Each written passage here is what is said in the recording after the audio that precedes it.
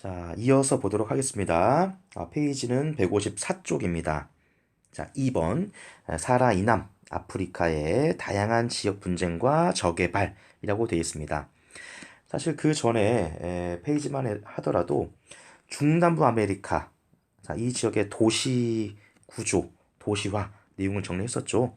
이번엔 자, 사라 이남 지역 가는데 이 두 개의 지역을 하나의 단원으로 묶은 이유가 있을 겁니다. 어떤 게 있죠? 자, 두 개 대륙 다. 예, 맞습니다. 아, 개발도상국 또는 저개발국 되겠죠? 예, 그래서 이런 공통적인 이유 때문에 하나의 단원 묶어서 우리가 보고 있습니다. 자, 보겠습니다. 1번. 사라 이남 아프리카의 분쟁 배경. 다양한 민족과 언어가 있다. 기환경이 다양하며 고유한 의식주 문화를 가진 다양한 부족 중심의 사회가 발달해 왔습니다. 자, 그리고 또한 민족과 언어도 다양하지만 종교도 굉장히 다양합니다. 특히 부족 중심으로 해서 토속 신앙이 발달했습니다. 근데 이슬람교와 그리스도교가 유입되면서 자, 현재는 이슬람교와 그리스도교 그 비율이 굉장히 높아진 상태가 되겠습니다. 그러면 이 두 개 종교의 주요 분포 지역 보겠습니다. 이슬람교 같은 경우는 북부아프리카죠, 당연히. 그죠? 서남아시아 지역과 지리적으로 인접한 지역 되겠습니다. 그 다음 두 번째 크리스트교입니다. 유럽의 식민지 개척 과정에서 전파된 지역이 많습니다. 개척 과정에서 전파가 되었다. 따라서 이거는 특히 사하라 이남 쪽에서 그 비율이 높음을 알 수 있습니다. 자, 아래 보겠습니다. 아래 먼저 보시면 그쵸? 국가별 이슬람교 신자 비율. 자, 가장 진한 게 50% 이상입니다. 북부아프리카 이 지역에서는 50% 이상 되는 주민들이 예, 이슬람교를 신봉하고 있고, 그다음에 사하라 이남 아프리카 쪽에서는 특히 크리스트교입니다. 크리스트교 신자 비율이 국가 내에서 50% 이상을 차지하고 있습니다. 근데 여기 있죠, 여기. 북부아프리카와 사하라 이남아프리카 그 사이 경계. 자, 경계 부근에 있는 지역에서는 자, 여기는 점이지대라고 하는 거죠. 점이지대. 종교 분쟁이 나타나기도 합니다. 그래서 나이지리아, 수단, 남수단 등에서는 자, 지금 종교 차에 따른 분쟁 발생하고 있습니다. 음.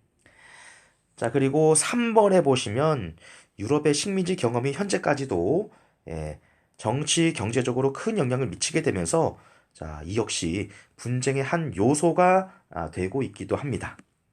자, 왼쪽 보겠습니다. 왼쪽에 보면 사하라 이남아프리카의 주요 종교별 신자 비율 변화입니다. 먼저 1900년대만 해도 토속 신앙의 비율이 굉장히 높았습니다. 근데 2010년 오면서 토속 신앙 비율은 굉장히 낮아진 모습이고 크리스트교 신자 비율이 높고 이슬람교 신자 비율이 두 번째입니다. 자, 근데 여기서는 아까 말했지만 대상 지역이 사하라 이남입니다. 이남아프리카.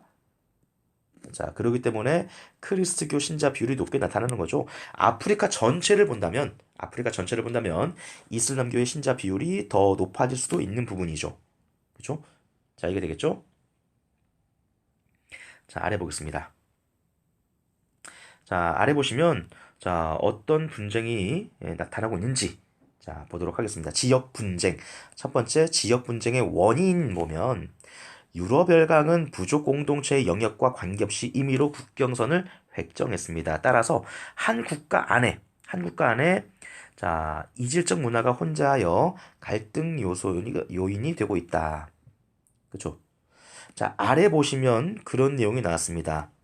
아래 보시면 여기 지금 굵은 점선이 국경이고 좀 연한 게 민족 종교 간의 경계가 나왔습니다. 어떻습니까? 자, 한 나라지만 그 안에 여러 민족, 종족이 같이 분포하게 되는 거죠. 때문에 그 국가 내에서도 여러 갈등, 분쟁 나타나고 있다라고 하는 겁니다. 오른쪽의 설명을 잠깐 보겠습니다. 유럽 열강은 원주민의 의사와 관계없이 아프리카를 분할했는데 이때 설정된 국경선은 원주민의 언어, 종교 등 문화적 특색을 고려하지 않고 결정됐다. 이로 인해 한 국가 내에 이질적인 문화를 가진 여러 부족이 뒤섞여 살게 되었고 다양한 지역 분쟁이 원인되고 있다. 자, 어, 혹시 요거 아시겠습니까? 특히 이 아프리카 지역을 식민 통치했던 주요 나라 중에서 크게 두 개 나라가 있습니다. 두 개 나라가. 자, 그 중에서 프랑스 되겠죠. 프랑스 같은 경우는 이렇게 해서 일종의 횡단이죠. 횡단 정책. 횡단 정책을 폈습니다. 프랑스가. 자, 그다음에 영국 같은 경우는 영국은 예, 이렇게 영국은 종단 정책이라고 하죠. 종단 정책을 폈습니다. 자, 그러면서 이 수단, 수단의 그 파슈다란 지역에서 영국과 프랑스 군사 간의 충돌 사건이 또 발생되기도 했었죠. 이런 내용은 여러분들 세계사 시간에 아마 배웠을 겁니다. 중학교 때 배우지 않았나요? 음. 자, 그다음 이어서 다시 보겠습니다. 유럽 국가들은 부족 간의 차별을 유발하는, 부족 간의 차별을 유발하는 형태의 식민지 정책을 펼쳤습니다. 그러니까 어떤 특정한 지역입니다. 그 지역에 여러 부족이 살고 있는 겁니다. 근데 그 중에 어느 한 부족에게만 권한을 부여하는 겁니다. 야, 너네한테 권한 줄 테니까 너네 부족이 이 나머지 부족들을 이렇게 관리를 해라라고 하는 겁니다. 어떻습니까? 그러면 이 권한을 가진 부족이 다른 부족들을 핍박하겠죠. 핍박하겠죠. 자, 그러면서 식민지 통치를 받는 과정에서도 부족 간의 갈등이 서서 있었던 겁니다. 그런 것들이 독립 후, 독립 후 부족 갈등의 주요 원인이 돼버렸습니다. 자, 그런 과정에서 나온 게 르완다 내전과 부룬디 내전이 있습니다. 르완다 내전 같은 경우는 이런 겁니다. 아주 컸던 이제 분쟁인데 여기에 르완다 내에는 크게 두 개의 부족이 있습니다. 후투족이 있고 그 다음에 투치족이 있습니다. 투치족. 자, 후투족은 르완다 내에서의 그 인구 비율이 무려 84%입니다. 투치족은 약 15%입니다. 요렇게 해서 주로 분포하는데 이때 이 르완다가 예전에 독일의 식민 지배를 받았습니다.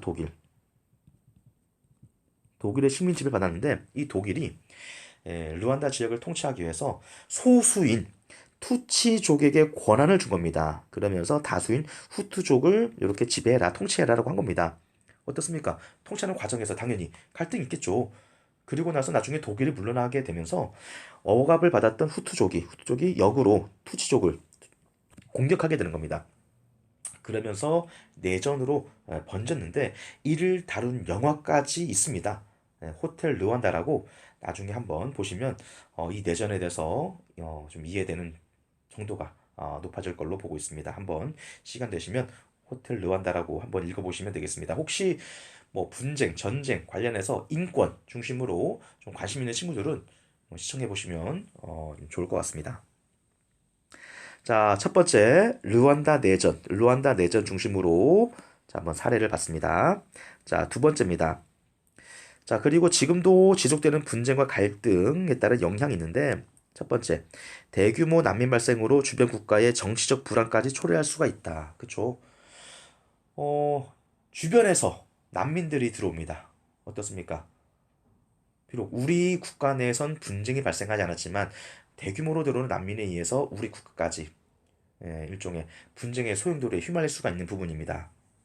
자, 그다음 두 번째입니다. 의료 및 교육 서비스를 제공하는 사회 기반 시설의 부재. 그쵸? 이건 전쟁이 발생하는 나라에서는 당연히 나타날 수 있을 문제가 되겠죠. 세 번째입니다.